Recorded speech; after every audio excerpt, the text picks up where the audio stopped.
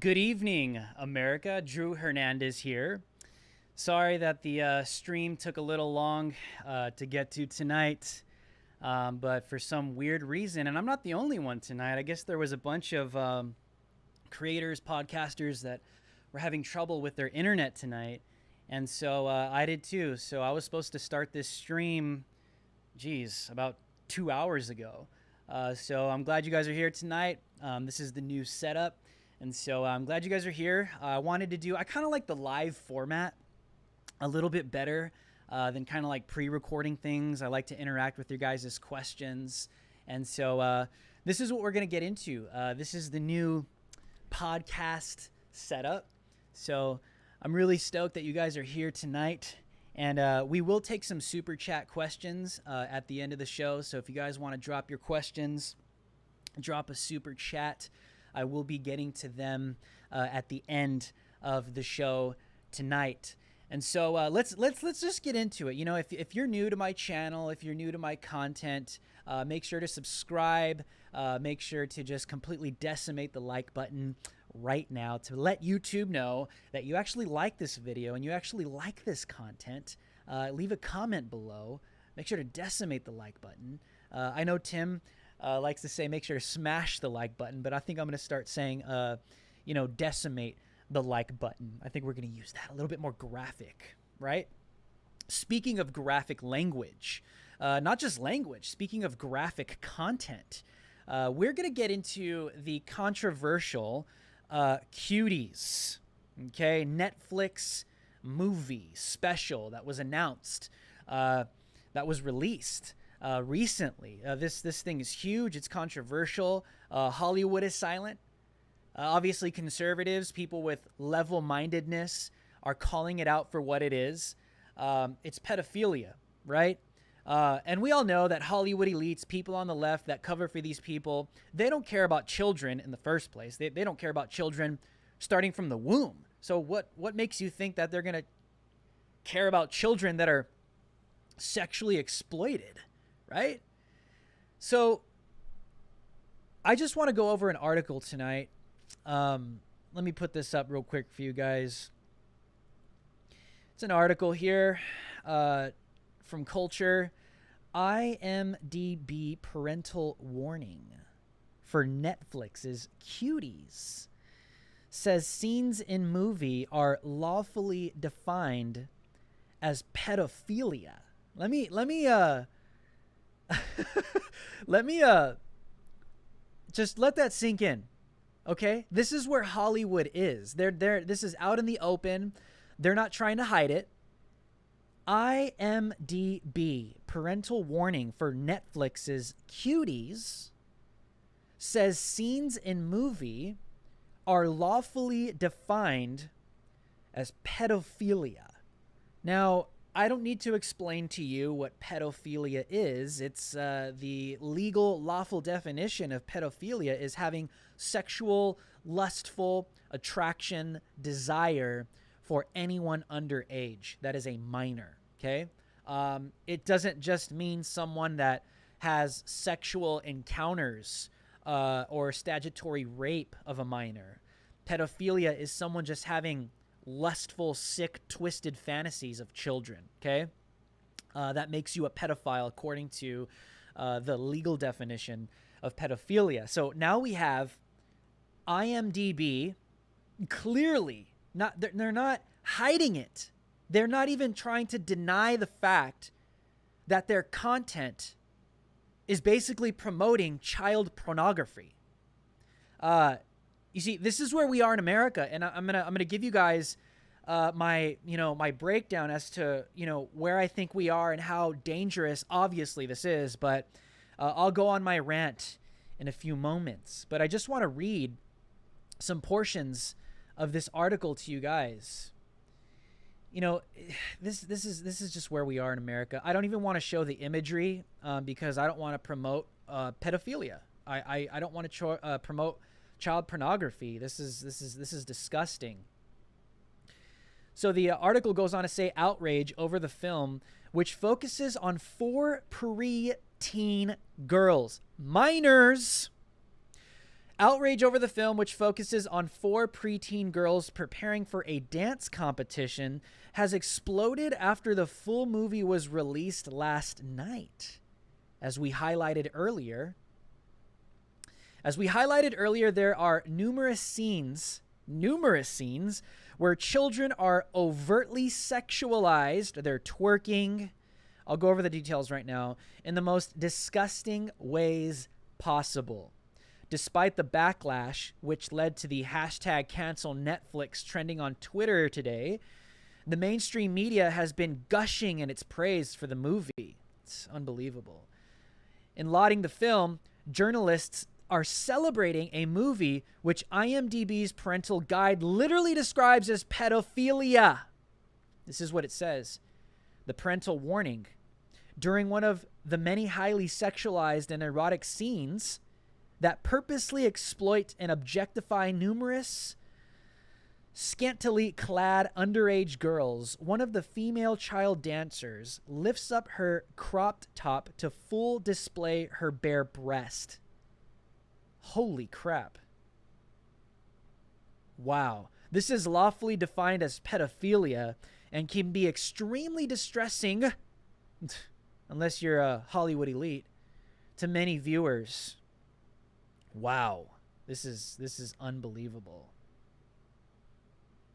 Parental warning, we just read that. The website then lists numerous other instances of how the children in the movie are sexualized. Trigger warning. An 11-year-old girl watches a female rap music video where naked women role play through dance both heterosexual and lesbian sex acts. An 11-year-old female dance group then mimics these sexual moves via on themselves. These are preteens. These are girls that are younger than 13 years old. Okay? An 11-year-old female dance group then mimics these sexual moves via on themselves and on each other while the camera zooms in on their sexual body parts as they erotically, talking about their vaginas, talking about their breasts, their butts. 11-year-old little girls. Man, the cameramen, the producers should be ashamed of themselves. And I'm going to rail on everybody right now. Just wait. Their sexual body parts as they erotically writher. This can be highly distressing to many viewers. female breast nudity of a minor during an erotic dance scene and lengthy and excessive close-up shots of breasts, bums, and spread crotches of scantily clad 11-year-old girls during numerous sexualized dance routines.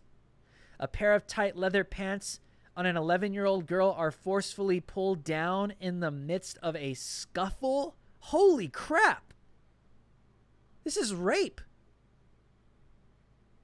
This isn't even child. This is rape. A pair of tight leather pants on an 11-year-old girl are forcefully pulled down in the midst of a scuffle. The camera glances at her panty-exposed bum. Oh my god, dude. Despite the transparency, vile nature of the film, it has received a 90% positive review score on Rotten Tomatoes. Pedophiles. Oh my god, dude. I can't even read this, dude. The media responded to the controversy by blaming right-wingers for being angry over a film, which is in fact a beautiful coming-of-age story. There is nothing more to say aside from the fact that the entertainment industry, the media, is run by truly sick people. Oh, dude, that's watering it down. This is evil. Pure evil. They're not sick people. These are pedophiles. Unbelievable. This is truly disgusting. You know, one thing I want to point out is that these are preteens. These are 11-year-old little girls. And there's a scene in this movie of an 11-year-old girl's panties being forcefully pulled down. And where should I start? Number one, the parents. The parents should be investigated. They should be prosecuted. They should be charged, and they should be thrown in jail. Because what parent in their right mind is going to allow your 11-year-old little girl to be put, let alone on a movie set, but on camera in front of pedophiles, where there's literally, dude, the way movies work, camera shots, photography, if you know anything about videography or photography, camera shots, camera angles are always strategically placed for shock value, for the best shots, for the viewer to get the best vantage point of what they're seeing. Listen, you're dealing with a bunch of professionals, professional pedophiles. So now that we have this movie coming out with underage 11-year-old little girls, you see all of the camera angles are strategically like low shots, low angle shots of 11-year-old little butts, 11-year-old little vaginas, 11-year-old little camel toes, 11-year-old breasts and chests. You see, this is where Hollywood has been for a very long time. And now it's gotten to the point where it's out in the open. You know, a lot of people have been accused of, being, conspiracy theorists, even whistleblowers within Hollywood coming out and making, claims that they've been raped by Hollywood executives, by their bodyguards, boys on boys, men on boys, even some cases of obviously grown men with grown women. Hollywood has a pedophile problem. And now it's out in the open. And what's even more disgusting about this, America, what's even more disgusting about this is how Hollywood and leftists on Twitter are still defending this garbage, defending this vile, disgusting content. And you know what, tonight, I'm going to call it content, because YouTube will come out and say, if you're conservative, if you're right-wing, Twitter, Netflix, Spotify, you name it, right? If you have any kind of difference of opinion, you're hostile, you're dangerous, your rhetoric can get somebody killed because you're not left-leaning. Oh, but Netflix can openly put out content for all the world to see of pedophilia and child pornography. Guys, number one, I think we all understand that This is evil. This is vile. It's sick. It's twisted. But what I want you guys to see on the other side of this is how people are defending it. That's even the most. This makes it even more depraved, because human beings, like, are defending producers, creators, directors, organizations, businesses that are out in the open putting out child porn. This is where we are in America in 2020. That's not progression. That's not progress. That's disgusting. You see, and what I wanted to point out about this tonight is, notice how in the article, how it is kind of watered down on some points, but every point that's made is a point that needs to be made, in the sense that it's targeting and it's glorifying children, little girls. What that tells me is that someone has a sexual preference for children in Netflix, or whoever the director is, whoever the producer is, whoever's freaking idea this was, has a sick, twisted preference for underage 11-year-old little girls. Now, I took to Twitter today and I posted a couple tweets. I was joking, but at the same time, I'm like dead serious. Netflix is predatory. They're predators. We need Chris Hansen. We need Chris Hansen to come out, put Netflix on the spot, target them, expose them for who they are. Chris Hansen, do it right now. Get out there, expose these pedophiles for who they are, because this is taking place in the United States of America. Now, what's even more dangerous about this is that this is making a lot of money.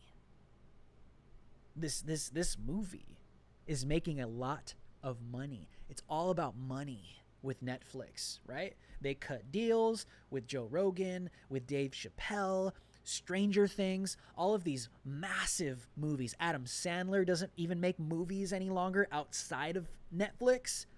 There's exclusive deals that are cut in Netflix that are multi-million-dollar deals. This movie, if you're supporting Netflix, if you're paying for a monthly subscription, if you're even watching it for free, that's advertiser revenue going up. You are now aiding a business, an organization that is openly promoting and making monetary value off of child pornography in the United States of America. If you continue to support this organization, this is what you are supporting. Even though you might be pirating Netflix and you're just watching it illegally, those are still views counted. That's ad revenue. That's how YouTube works as well. The more eyes, the more ad revenue that goes up. Right now, we have an organization that is getting away. Listen, let's talk about cancel culture. Isn't it interesting, you guys, how the left is willing and prepared to cancel you for just about anything? If you say the wrong thing, if you do the wrong thing, if you believe the wrong thing, if you step out of line with the left in 2020, you are immediately canceled. You're wiped off the radar. You're literally, it's like, when I think of 2020 and I think of cancel culture, it's like, like when, like those stupid, funny little cartoons where, the girl or the performer on stage is performing and everybody hates it, and out of nowhere comes like this giant hook and just yanks them off stage and like they're done.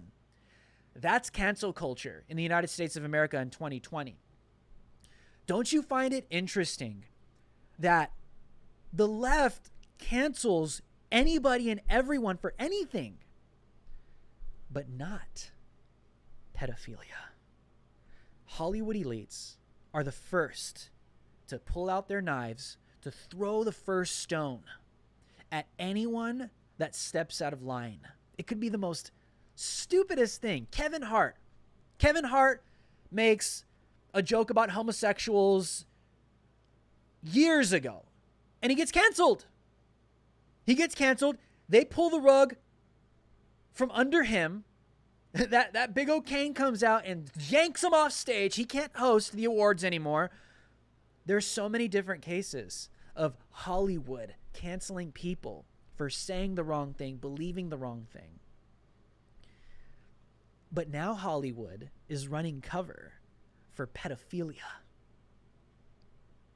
Listen, I'm not for cancel culture. I don't like cancel culture. I despise it because I think that it's just a weaponized tool in our culture and politics, in movies and music and mainstream Hollywood media. Anywhere there's a spotlight, cancel culture is just a weapon that's been weaponized and engineered to get rid of somebody, to discredit somebody. And I don't like that. I think that's just kind of like, it's kind of pathetic. It's weak. Like, if you really want to go at someone, go at them with truth. Really defend your ideas to defeat someone with some serious talking points. Like, if you are gonna go at someone, then go at them with absolute truth. Don't just smear them like a child. Take to the internet and write all these dishonest little articles about somebody and you just end their career. I think that's childish. That's weak. Like, you can't do better than that. Anyways, I'm ranting. What I'm trying to say is the Hollywood elite and the left, they cancel everybody for the most petty things, right? But Netflix needs to be canceled because we're dealing with children. We're dealing with 11-year-old little girls that are being sexually exploited through an app that has the ability to reach millions of people worldwide. And I'll tell you one thing. If you're a pedophile and you watch child porn and you're a disgusting disgrace like that, you're loving Cuties right now. Guaranteed. All of your fantasies are being normalized. All of your fantasies are coming to fruition. I mean, you probably already watch child porn, but this is what makes it even more dangerous, is because the culture, our society, is now being engineered to where pedophilia is being normalized. Guys, we're talking about Netflix here. We're not talking about some like weird, Chinese app that is somehow getting content through Twitter, through a hashtag or some secret hashtag on Instagram. We're not talking about that anymore. This is Netflix. This is how subversion and demoralization works in a culture. You give a culture just a little bit.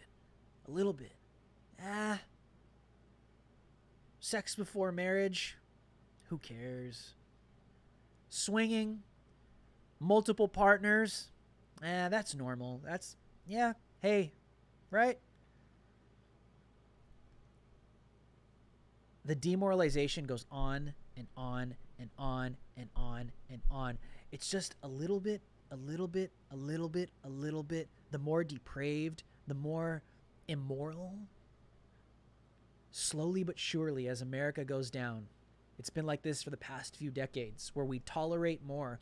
We tolerate more immorality. We tolerate more vile things in our media. We tolerate violence. We tolerate so much that has demoralized our conscience, to where now we've gotten to the point where we are so demoralized and depraved to where now United States, American culture, mainstream culture has officially come out with child porn in its mainstream. I mean, think about it like this, right? You know how how music progresses, right? When things are underground and they transition to mainstream, like we kind of sometimes see that as a good thing, right? Hip hop at one point was underground. It wasn't a mainstream thing, right? Electronic EDM wasn't a mainstream thing in the United States. In Europe, it was huge, totally mainstream, but It took a few decades for EDM to become mainstream in the United States of America, where Lady Gaga and Katy Perry and all the super pop stars, Justin Bieber, Usher, they started making mainstream pop EDM hits. So the culture said, hey, EDM is dope. Let's accept it. Dubstep became mainstream as well. Underground things become mainstream, and then the culture decides whether we're going to accept this or not. I use this as an analogy. I use this as an example to now pedophilia, which is obviously black market. It's obviously dark web. It's obviously looked down upon. But now, through Netflix, on a platter, child porn. It's a mainstream channel, just like EDM comes through the radio, comes through the internet, comes through Spotify, right? Becomes made mainstream. Dubstep, hip hop, it comes through these mainstream channels, and then the society dictates, yeah, this is the new thing. It's mainstream now. We accept it. America is at a serious turning point right now. A serious turning point when it comes to us being demoralized and it comes to us being depraved. We are now at a turning point where we are being handed in our mainstream pedophilia, child porn, on a silver platter. Are we going to normalize it? Are we going to accept it? Are we going to condemn it? I condemn it. This is disgusting. This is vile. This is evil. This should be canceled, not tolerated. This isn't tolerance. You don't just let kids do whatever they want. It's not tolerant. It's not freedom to allow a child. A child doesn't think clearly. An 11-year-old little girl is not thinking in terms of, hey, there might be 50-year-old pedophiles out there that are looking at me, masturbating to me, and this could lead to my rape someday. Because there's Hollywood elites in Hollywood that not only allow this, they produce it, but they bring it into reality so it's normalized because that's what's in their minds. This was in Jeffrey Epstein's mind before he acted upon it. Every single pedophile, every single rapist, every single disgusting pervert, before they commit their vile acts, it starts in the heart and it goes to the mind. And then you act. Hollywood has a pedo problem. Hollywood has a child porn problem, and it's disgusting that YouTube and Netflix and Facebook and all these big tech Hollywood, massive corporations are unwilling to just say, hey, this is a little too far. Just let the kids do what they want to do. Some blue checks on Twitter were defending it, saying that this is a beautiful moment in the culture. Let the girls be who they want to be. Let the girls express their beauty. You guys remember when Desmond was making national headline news? In strip clubs, stripping for grown men while they threw money at him and right at his feet. And everyone was like, holy crap. Here we are. It's out in the open. We all know what's going on behind the scenes. It's no secret that Hollywood is obsessed sexually with children. That's no secret. The transition that's happening now is that it's jumping from secrecy into the light. And the culture is going to dictate whether we accept this or whether we harshly and aggressively reject this. People might say I'm overreacting. You could say that I'm a hothead. But you know what? Good. if I'm a hothead because I'm a little pissed off that 11-year-old little girls are being sexually exploited on a mainstream app via Netflix for the world to see, and it's a total embarrassment to America, but it's a total... I'll put it this way. It's an offense. It's an offense to me that you would think that I would accept this and be calm about it and not have an aggressive pushback. To me, that's an offense to my intellect. To me, that's an offense to my morality, to my standards. No, Hollywood, I am not going to normalize your sick, twisted, perverted fantasies of child porn coming through Netflix. America should never be ready for that, should never tolerate that, and never accept that, because in no world, in no location in the universe, no matter how far you travel down the galaxy, in no place geographically in the known universe will this ever be okay. Ever. But now we have leftists. Now we have SJWs.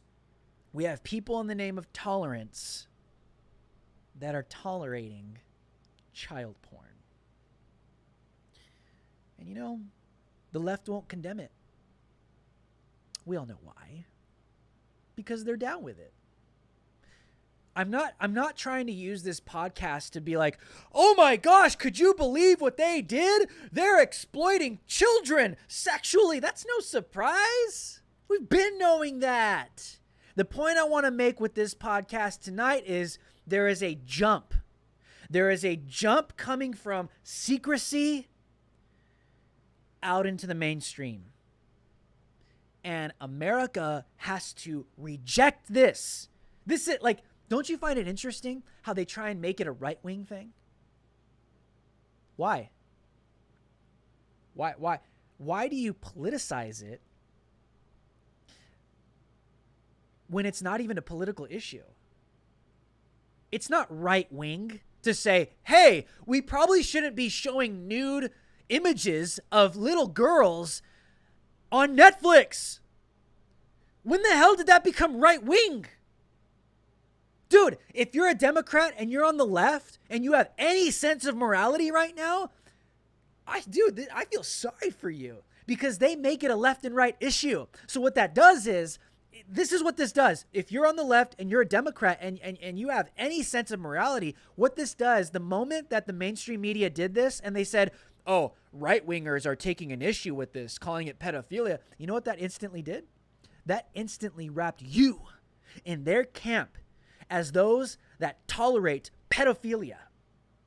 Instantly. When they politicize it left and right, instantly that wraps everybody in it. You might be a Democrat, you might be on the left tonight, and you are getting wrapped into pedophilia right now because they made it this way. They made it political. They made it left or right. It's not right wing to say, hey, we shouldn't show naked pictures or videos of children anywhere.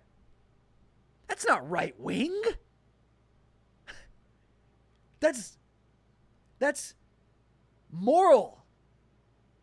That's sanity. Dude, like, oh my goodness. This is like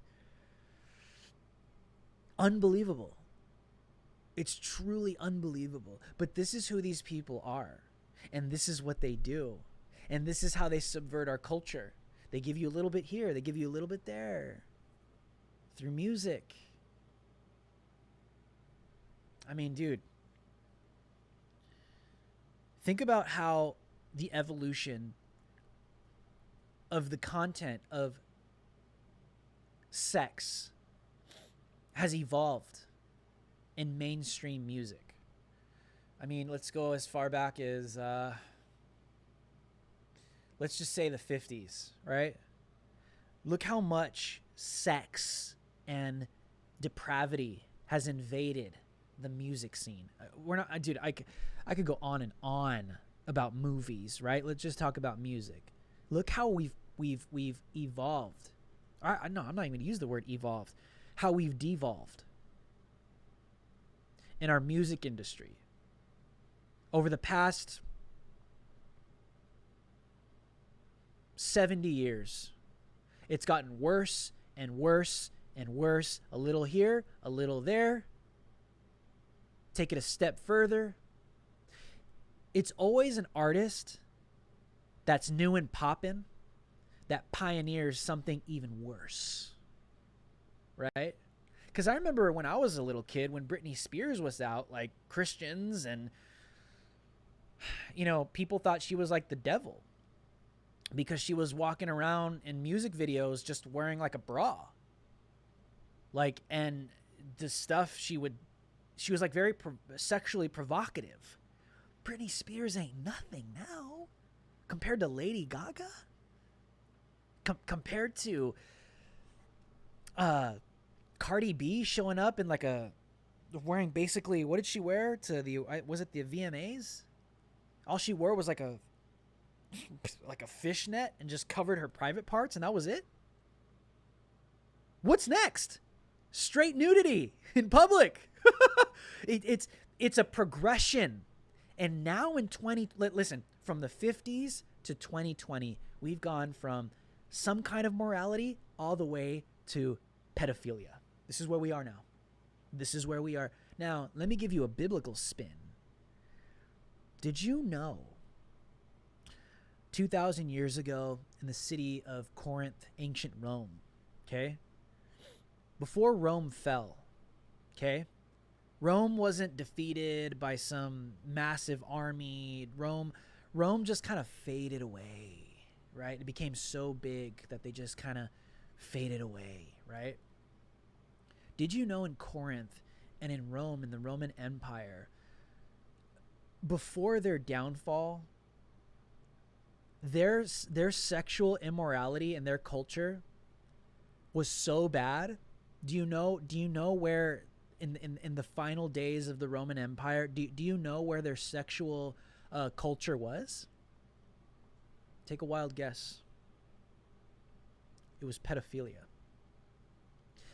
That's how depraved that culture and society became before their downfall. I'm just giving you history. This is even outside of the Bible, right? Where Roman kings, emperors, they had male prostitutes. The evil Roman Emperor Nero, he was a pedophile. He would have sex with little boys. And that was the elite. The elite of that time had an obsession with little kids sexually. And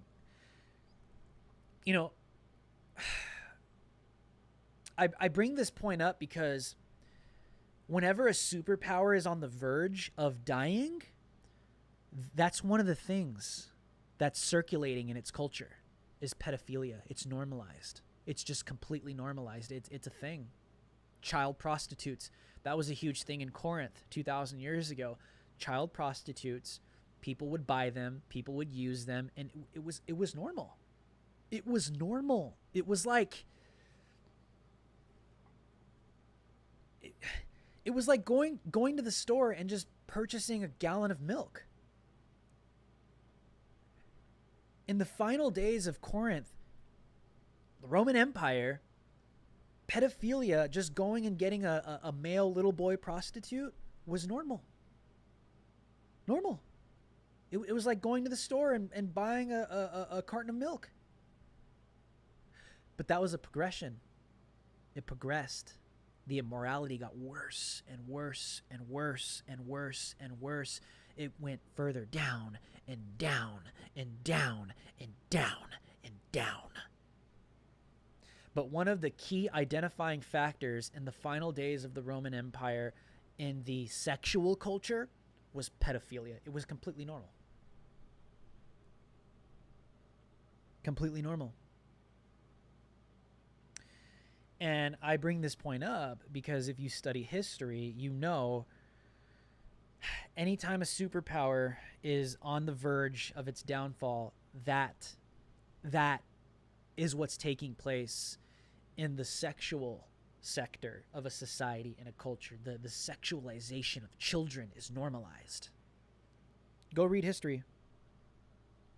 Go read history. That's outside of the Bible.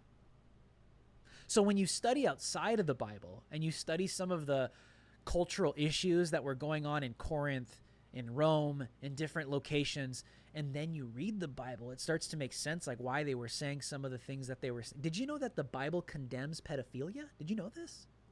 A lot of pastors, they miss this.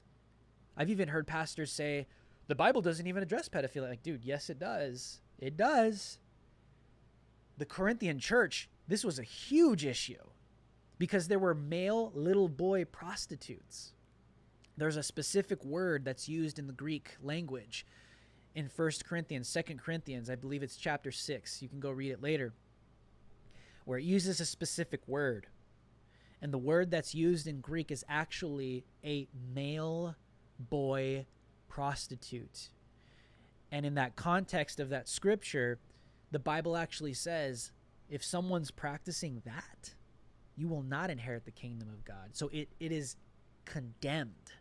Pedophilia is condemned in the Bible.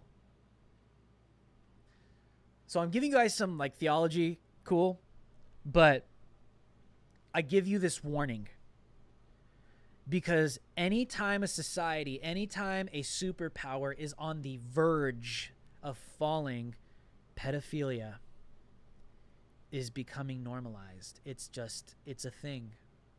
And America is at that point. And I don't know what's going to happen. I don't know where we go from here. All I know is patriots, Christians, anyone that has any sense of morality needs to stand up, needs to speak up, needs to condemn this, cancel Netflix, do not run ad revenue for them any longer. Don't watch it anymore because you're paying them. You are paying them.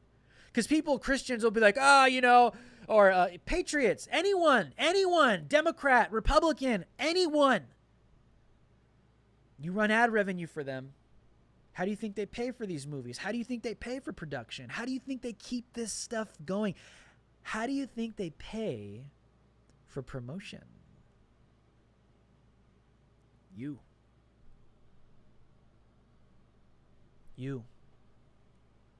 This isn't even woke. This is vile. This is evil. And we should condemn it as Americans, as people, whether left or right. Are we really gonna allow this evil, ridiculous society bring us to the point? It's ridiculous that they even think that we're stupid enough to actually accept pedophilia. But are we actually gonna do it? I know I'm not. Christian or not. Condemn it. Cancel Netflix. Let them feel it. Let them feel what it's like to be canceled. I'm all for canceling for the right reasons. If someone is doing something vile and evil and disgusting and degrading to society, then get them out of here. But Netflix, Hollywood won't cancel Netflix. They run cover for their pedophilia. Why? Because they're in on it. But also because it's making money. Netflix is making money off of child porn. Literally. And that's where we are in 2020, gang. That's where we are. All I know, I mean, I want to give you guys this thought too, is when you have a culture that is influential, right? And you have a culture that is obsessed with things that are new, right? Like if you've ever listened to Joe Rogan, and Tim Pool, different podcasters, even guys like Sam Harris, right? Jordan Peterson, these philosophers, right? If you've ever heard them talk about, like this world we live in, we are so obsessed with engineering, We're so obsessed with the update. We're so obsessed with something new. What's the new? What's next? What's coming next? What's on the horizon? That's the next iPhone 11 or the new Apple update, or what's the next version? We are humans. We are engineered with creativity. We are engineered with entrepreneurship. We're engineered with advancement. We have it in us to progress, right? It's in us. But the point I want to make is, it seems like we've taken that mentality, not everybody, but predominantly, the American left, Hollywood elites.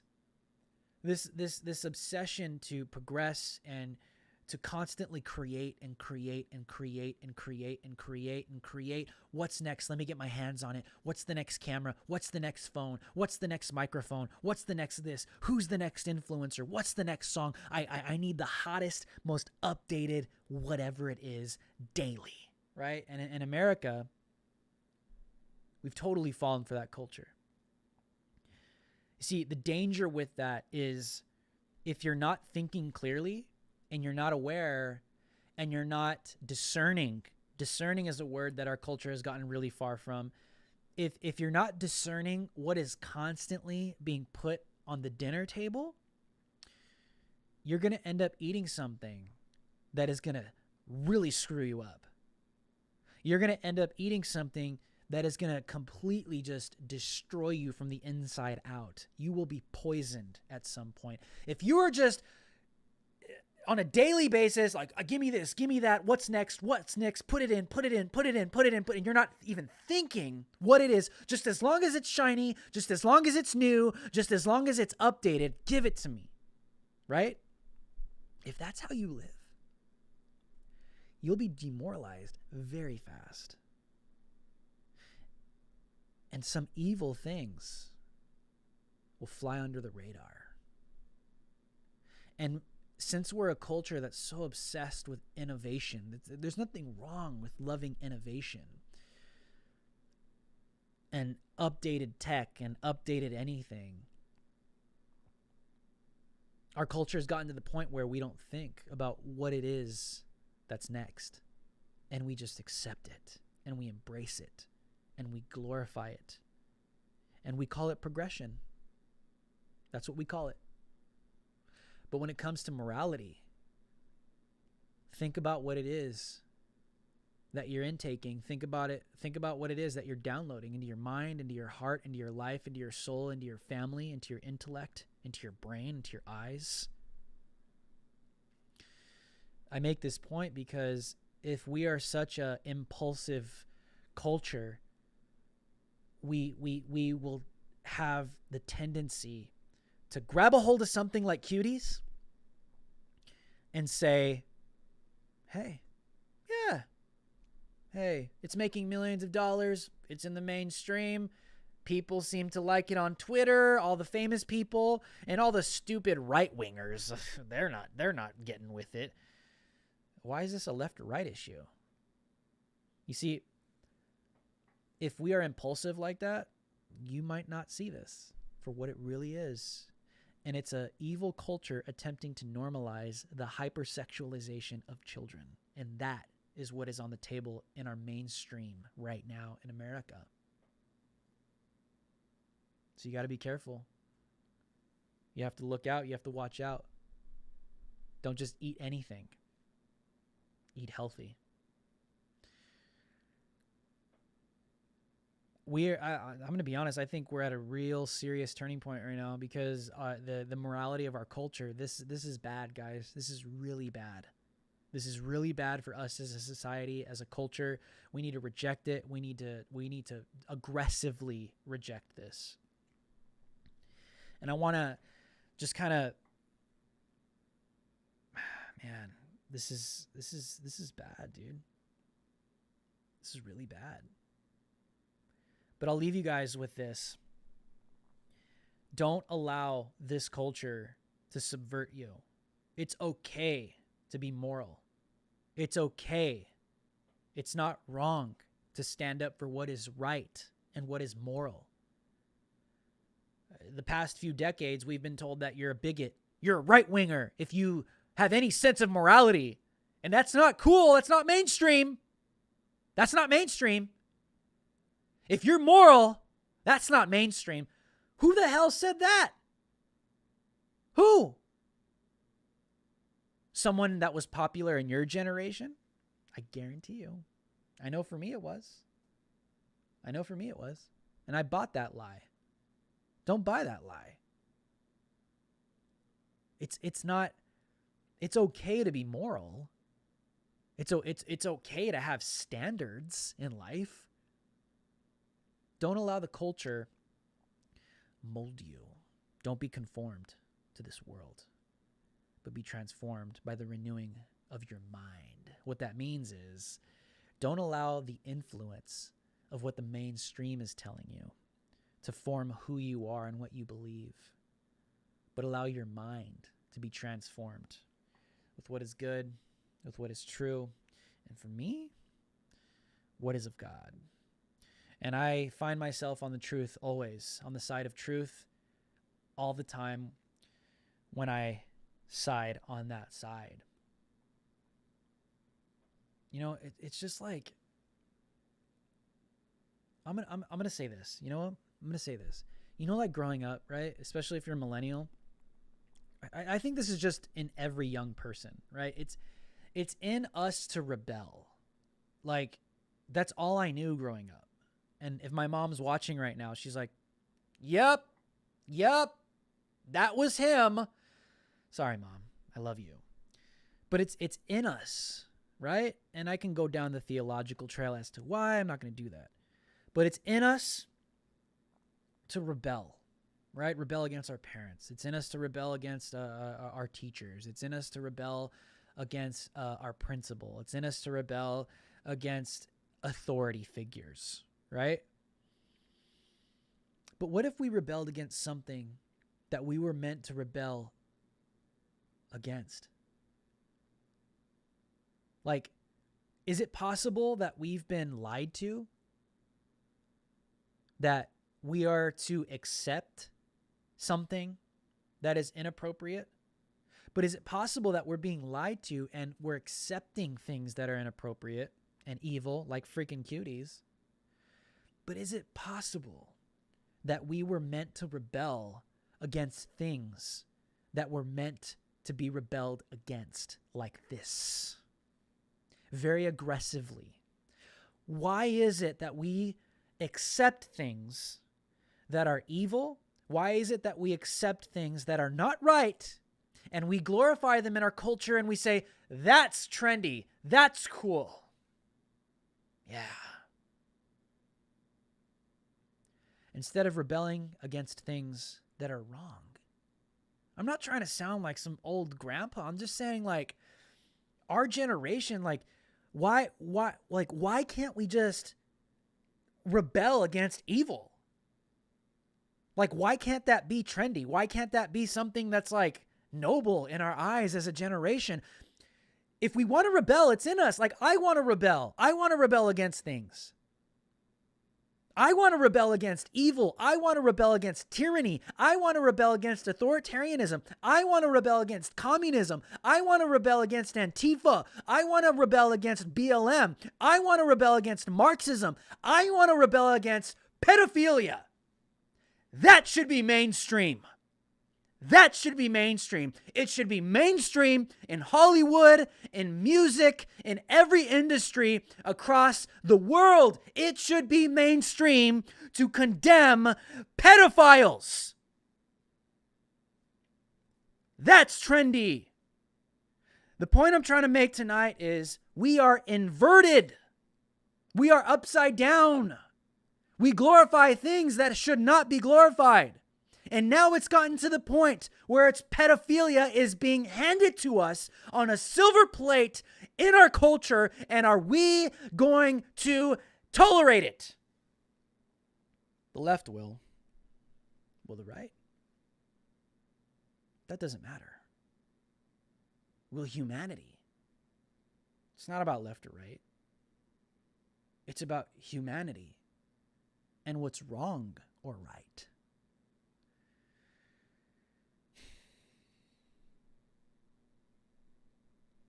Just for 1 second, you know? Sometimes I wonder, what would the world look like if a generation just woke up one day and said, you know what? Screw all of this. I'm done being lied to. I'm done being manipulated by the devil. I'm done being a political, a social, mainstream. I'm done being a pawn. And I want to rebel against evil. I want to be on the side of God. I want to be on the side of truth. I want to be on the side of what's right. I want to be on the side of what's noble and what's honest. Sometimes I wonder. I wake up with that in my heart every single day of my life. That doesn't make me a better person. That doesn't make me more moral than you. Because you could do the same thing. I just wonder sometimes. Sometimes I just sit up late at night and just thinking about this. What would happen if we just got up one day and was like, we're done. We're done. I'm done. And we acted upon it. Alrighty, guys. It's getting a little late. I'm going to take some of your super chats right now. So let's go down the list. Let me scroll up a little bit to see what we got. If you guys would like to leave a super chat, you can. I thank you so much for that. Let me see if this thing will let me scroll live. There we go. Alrighty.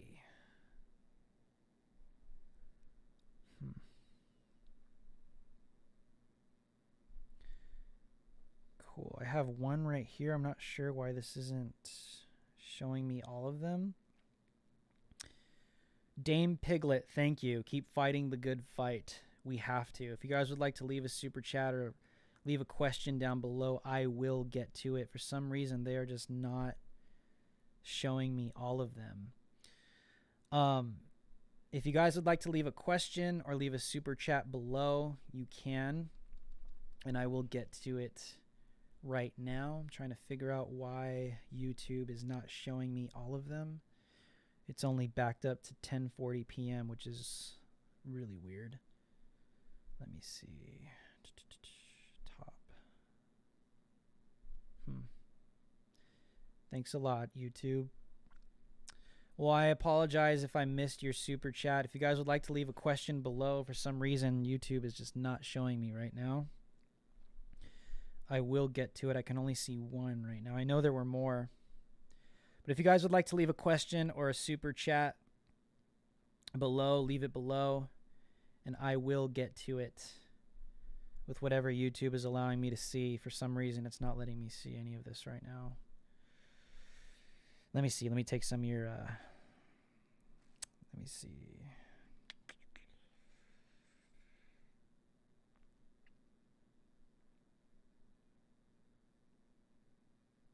No, this is not pre-recorded. This is live. What happened? Can you see the super chats? Huh? How many?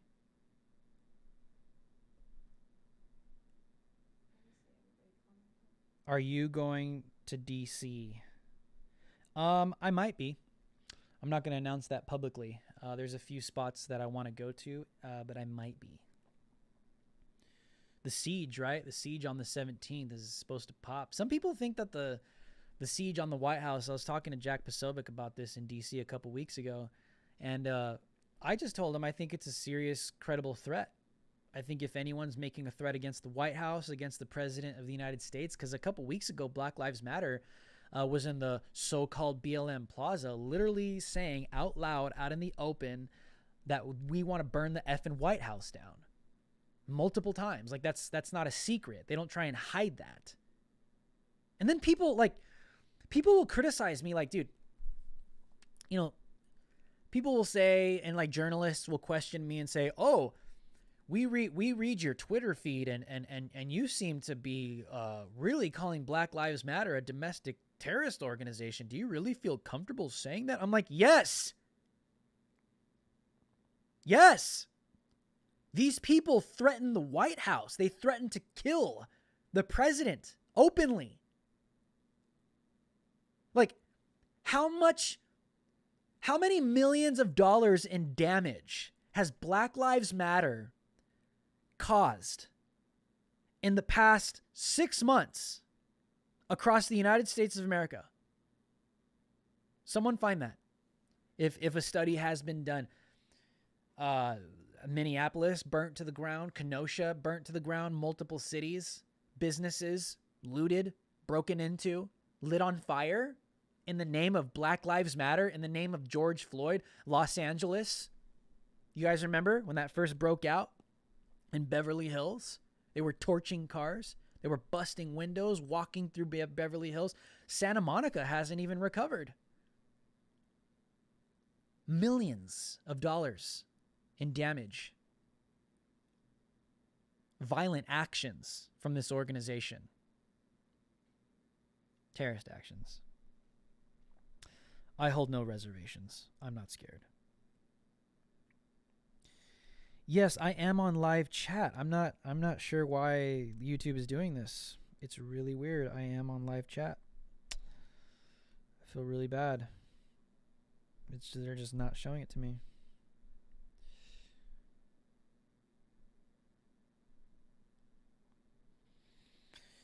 Alrighty, let me see the chat. Let me look a little further down. Scorba is your Antifa fan, Drew.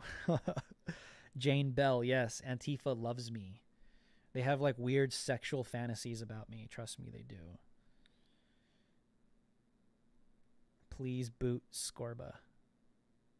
You know what, Scorba? What's wrong, bro? Why are you so angry? Like, you're part of the problem, dude. Like, politics doesn't have to be so tribal.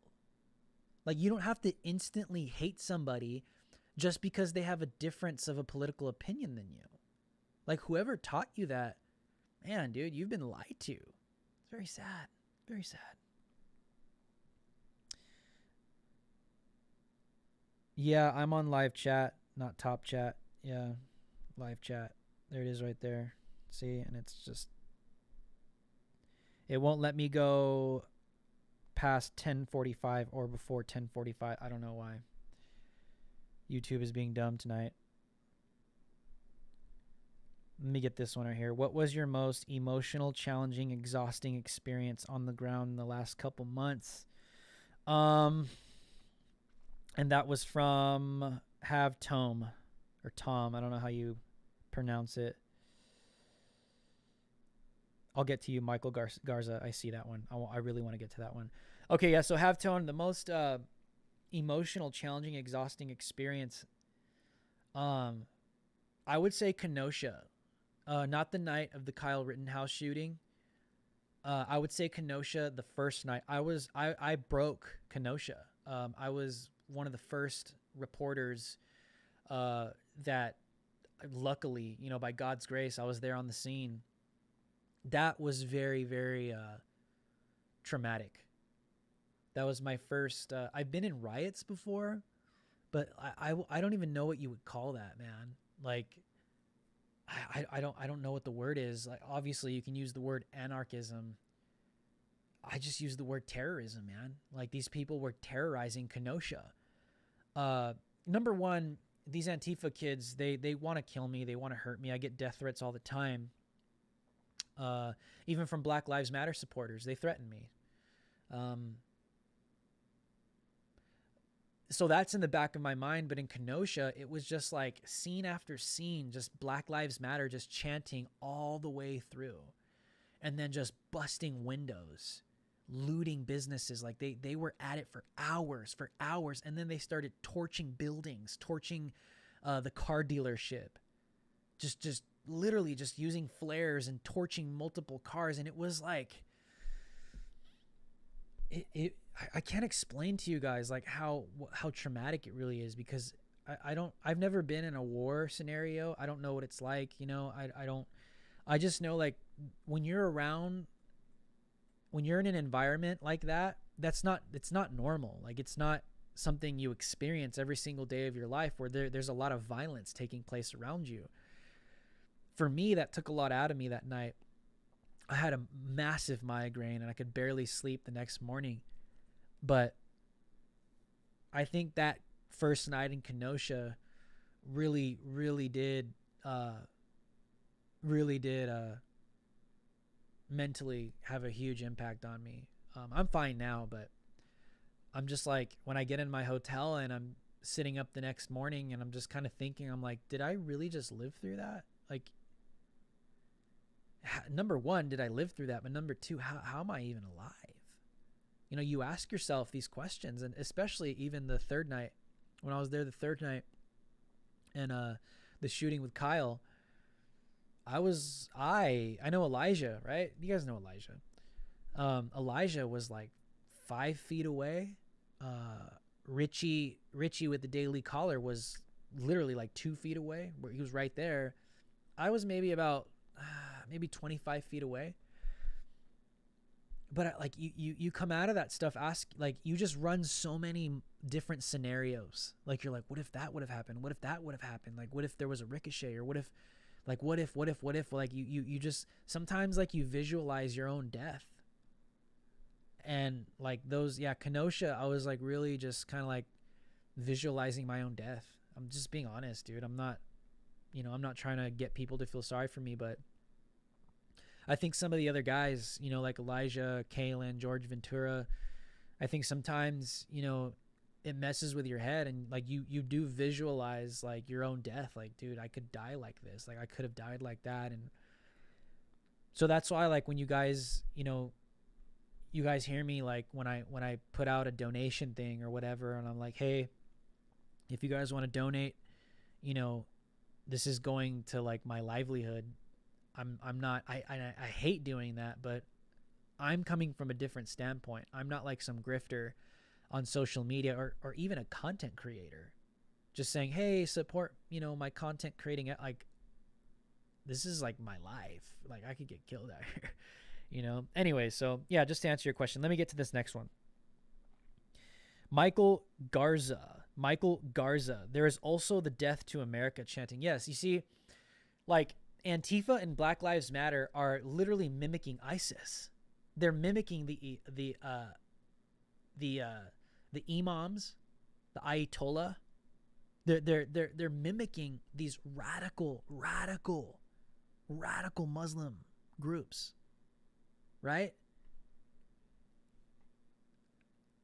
How can you not like put two and two together? That's like when journalists ask me, do you feel comfortable calling them a terrorist organization? They mimic their actions. Like, they literally mimic their actions and their chants. Death to America is a famous anti-American Islamic chant from radical Islamic terrorists. Everybody knows this. And now you have Black Lives Matter and Antifa chanting the same chants. Are they Islamic terrorists? No. They're domestic. They're not Americans. Terrorists. That's who these people are. Literally. Yes. Let me get to the next one. Let me scroll down real quick. Why doesn't Antifa, thank you, OMG Jimmy Boy. OMG Jimmy Boy. Why doesn't Antifa go after real white supremacists like Aryan Brotherhood? You know, because they don't know what that even means. Like, when they call people Nazi, they don't even know what that means. A Nazi, like a real World War II, 1930s, right? 1933. Oh, I guess the Nazis were around before that, but when they were prominent and mainstream, right? 1933, 1944, 1945, a real Nazi, right, is a socialist, actually, is a fascist, but a real Nazi believed in Aryan bloodlines, okay? A real Nazi believed in pure Aryan white genetics only, exclusively, right? A lot of these kids, these Antifa kids, they don't even know that.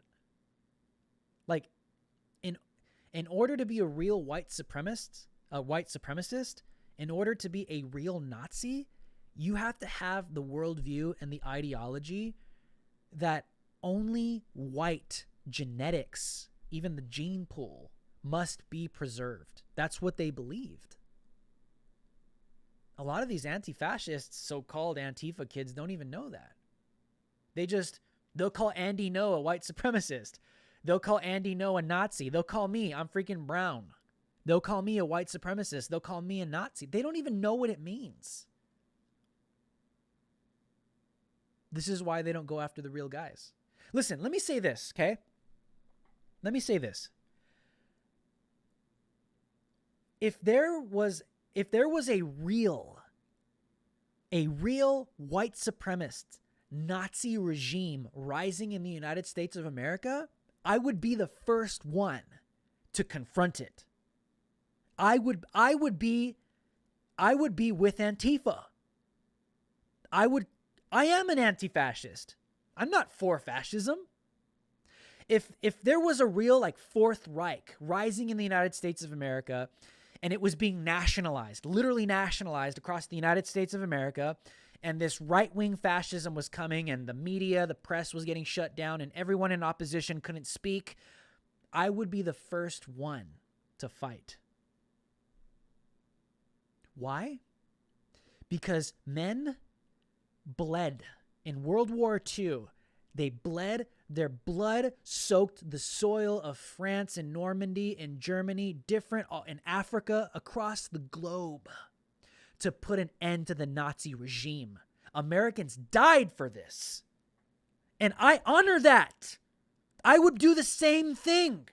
But that's not what this is. We're not seeing a Fourth Reich rising in the United States of America. That's propaganda. That's fake. It's not really happening. That's what Antifa doesn't understand. I condemn white supremacy. I condemn Nazism. I condemn Adolf Hitler. I condemn Joseph Goebbels. I condemn Heinrich Himmler. Three most prominent famous Nazis in human history. Condemn them all. But that's not what we're seeing in the United States of America. These kids don't even know the history of Nazism. So they can't even identify it today. Because if they genuinely did, they would see that that's not happening. It's just a tool to smear people. Alternative JK90. Hey Drew, first sapper chat. First super chat to you. Thank you for the super chat, Alternative JK90. After watching you on Timcast IRL, I had a gut feeling you would be a legitimate friend to those who would disagree with you. Thank you for the work you do. Hey man, I listen, if you disagree with me politically, socially, morally, whatever, okay? If you disagree with me on any intellectual level, right? That's fine. We can still be friends. Just as long as you don't have a murderous ideology that wants to kill me, then we can be friends.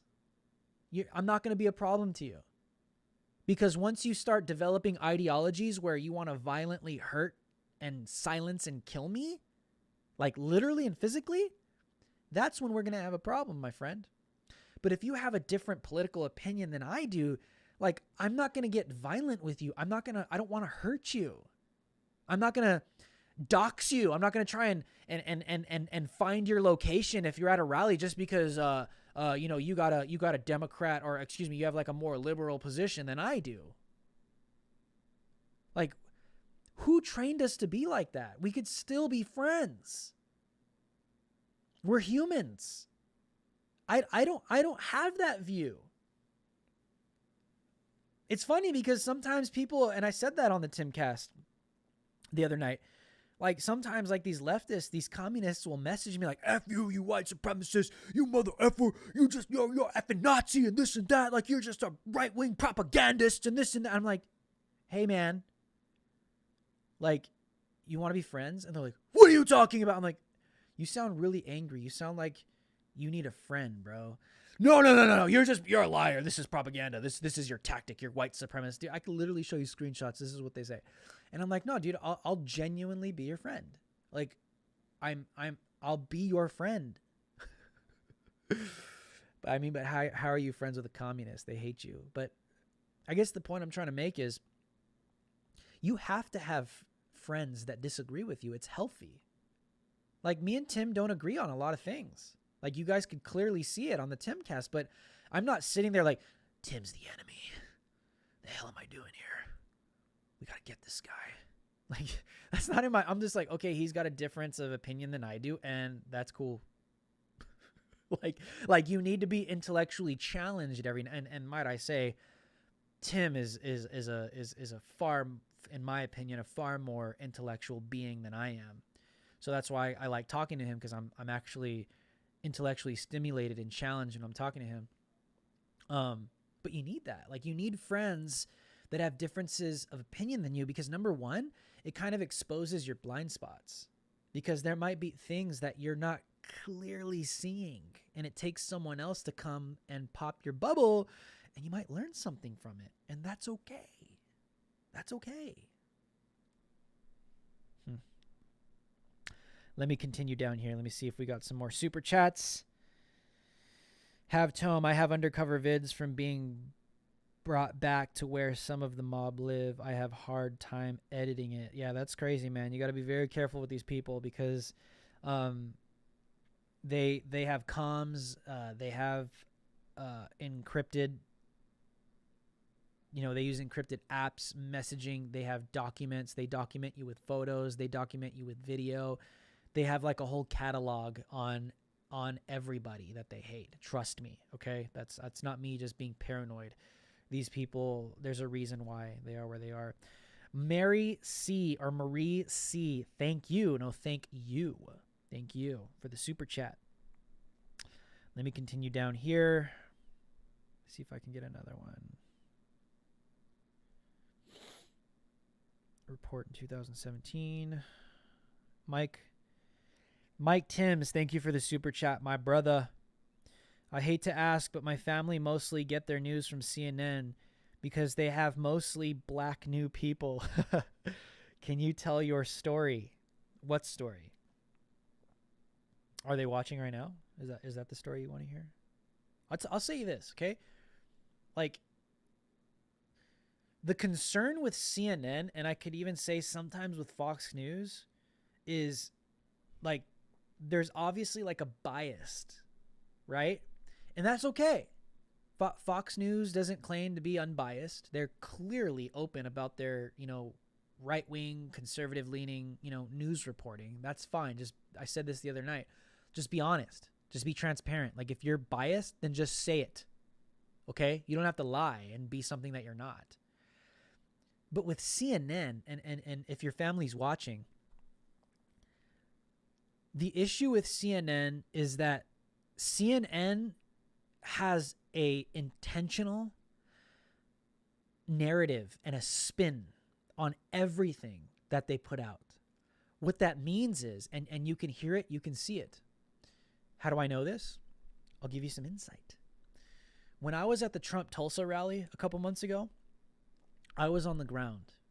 I was reporting what was happening outside of the rally. Black Lives Matter was being violent.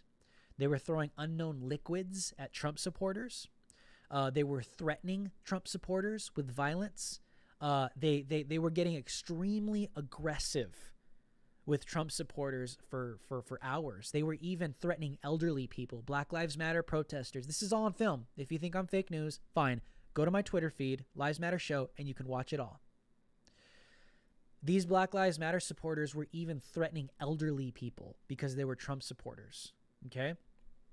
While I was documenting this on Twitter, I started to see CNN put out articles about the rally while I was there, while it's happening, not a day after, in real time. While I'm putting out these videos of these violent Black Lives Matter supporters, what is CNN putting out? Oh, Donald Trump just called protesters thugs or violent. It's nothing but peaceful Black Lives Matter protesters outside of the Trump rally. He's lying. At that moment, it sent a chill down my spine. I'm fully aware that CNN lies like that and puts out propaganda like that, but it put a chill down my spine because for the first time, it was a fake news, manipulative, propagandized narrative that was literally going against what I was reporting on the ground. And for the first time, I was like, whoa. Like, this isn't just me watching it, you know, like a podcaster or YouTuber just saying, oh, wow, look, they said this, but this really happened, like fake news. No, this was like against me, like literally against what I was reporting. And I had no bias. I was just putting it out. This is what's happening. This is literally what's happening. CNN comes through and spins the narrative intentionally. Now, if your family's watching, and I want you guys to understand what that is it's propaganda because, number one, CNN will not admit it. If CNN were to come out and say, yes, we are 100% hard left, and everything we put out is going to be 100% hard left, so just be prepared for our news. They don't say that. They won't admit that because they're fake. They want you to believe that they're just telling honest news. That's propaganda. That's not how the media is supposed to function. That's siding with a certain political party and a certain political ideology for its agenda. That's actually closer to fascism itself. It's dangerous. But what I want your family to take from what I'm saying is what that's designed to do is to get you to believe a narrative that's not true. And that's propaganda in the form of news. Without them even coming out and saying, yeah, we're left-leaning, so all of our stuff is going to be obviously left-leaning and everything we post. They lie because they want you to think that they're honest news. What that is that's a lie. That's a manipulation of your psyche. And you got to be very careful. Just being honest. That's my experience personally with CNN. Let me continue down this super chat. I'm grateful for the audience tonight, guys. Thank you so much. Thank you. The truth always prevails. If we have any more super chats, guys, I'm so sorry. I don't know why YouTube isn't letting me see everything. It's really annoying. I got to try and fix that. Can you see them on your phone? You can't see past like the past 15 minutes, huh? I'm seeing somebody just commented at 11:10. What about like at the beginning of the stream? How far back can you go? Sorry, guys. I really want to get this for you guys. I don't know why YouTube is doing this. It's really annoying. I can only go to 10:48. Okay. Yep, I'm on live chat.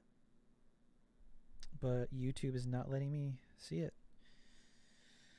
That's unfortunate. If you guys have any more super chats you guys would like to drop, any last questions, drop it below because I am about to dip.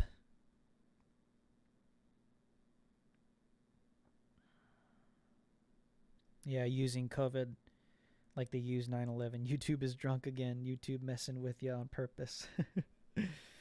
Yes. Double think, double speak. That's who they are. Dude, thank you guys. Shuster Girl, oh my, I just realized it's 1:10 a.m. Dude, thank you. Thank you for listening to me and watching my podcast at 1:10 in the morning. You are a real one.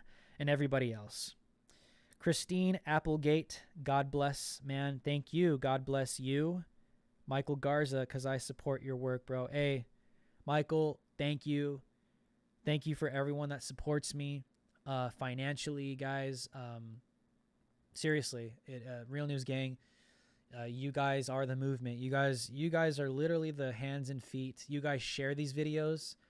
You guys get this content out. I do my best to put out as much as I can. But like, this is how social media works, right? Like, the creator, the producer puts it out, but it's like the army of people, like the movement, you guys, like the Real News Gang, like militia, right? Like, you guys have your own little bases or huge bases. Like, there's like, everyone has their own follower count, right? Everyone has their own base or their group or community of people online. You guys are the ones that just share this stuff, and it goes far and wide. And that is powerful. And I thank you guys for that. I truly do. Alrighty, guys. I love you guys very much. Make sure to decimate that like button. Make sure to decimate that like button before you leave, to let YouTube and the algorithm know that you actually watched and liked this content. It helps a brother out. Make sure to subscribe to the channel if you guys are here and you're new. Make sure to share this video with all of your friends. Rewatch it if it was inspiring tonight. And stay tuned. Watch my Twitter feed, because there's a lot of real-time reporting coming the next few days. So I love you guys, and I will see you guys next time.